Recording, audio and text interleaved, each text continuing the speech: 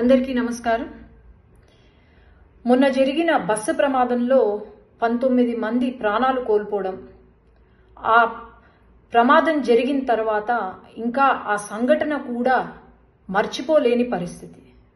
ప్రతి నిమిషం ఆ సంఘటన గుర్తు చేసుకొని నిద్ర లేని రాత్రులు ప్రతి ఒక్కరం గడుపుతున్నాం. ప్రపంచం మొత్తము, దేశం మొత్తం కూడా ఇంకా బాధలో ఉంటే అప్పుడే ఎప్పుడులానే మరి సాక్షి న్యూస్ పేపరు, సాక్షి న్యూస్ వాళ్ళు శవ రాజకీయాలు, రాబందుల మాదిరే వాలి శవ రాజకీయాలు చేయడము మొదలుపెట్టారు. ఈరోజు న్యూస్ పేపర్లో ఏమని వచ్చింది, ఎవరైతే బైక్ నడుపుతున్నారో వాళ్ళు బెల్ట్ షాపుల్లో కల్తీ మందుని తాగారు, అందువల్లే ప్రమాదం జరిగింది అని చెప్పి ఈరోజు సత్యమేవ జయతే అని క్యాప్షన్ పెట్టుకున్న సాక్షి అసత్యం మాటలు పలుకుతుంటే సిగ్గుపడాలి.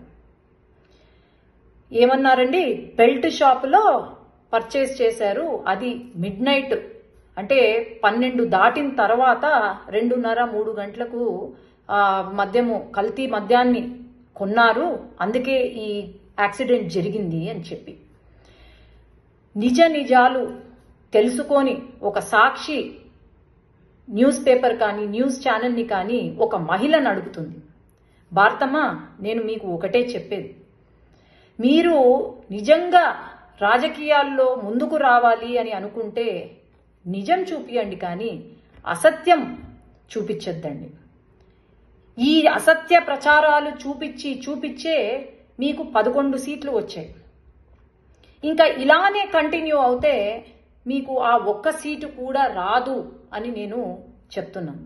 ఎందుకంటే ఇన్వెస్టిగేషన్ రిపోర్ట్స్లో తేలింది ఏంటి, వాళ్ళు ఎవరైతే ఉన్నారో, బైక్లో వచ్చిన పిల్లలు ఎవరైతే ఉన్నారో వాళ్ళు పర్చేస్ చేసింది, మందు కొనుగోలు చేసింది ఒక లైసెన్స్డ్ వైన్ షాప్లో, పెద్ద టేకూరు దగ్గర రేణుకా ఎల్లమ్మ వైన్ షాప్ అని లైసెన్స్డ్ వైన్ షాప్.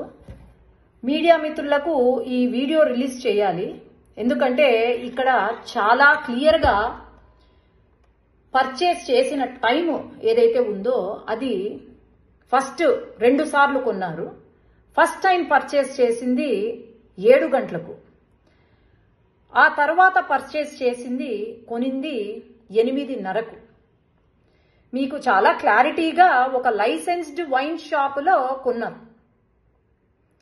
మరి ఎందుకండి, ఎవరిని నమ్మించడానికని చెప్పి ఇంకా బాధలో కూడా ఇంకా మర్చిపోలేకుండా ఉండక ముందే మీరు శవ రాజకీయాలు చేసుకుంటూ తప్పుడు సమాచారాలు ఇచ్చుకుంటూ ఉంటే నిజంగా జగన్ గారు కానీ జగన్ కుటుంబం కానీ ప్రతి ఒక్కరూ సిగ్గుపడాలి ఈరోజు.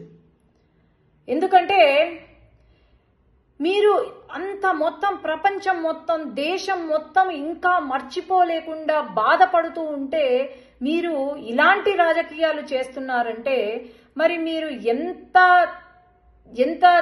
ఎంత స్థితికి దిగజారిపోయారు అని నేను అడుగుతున్నాను మిమ్మల్ని.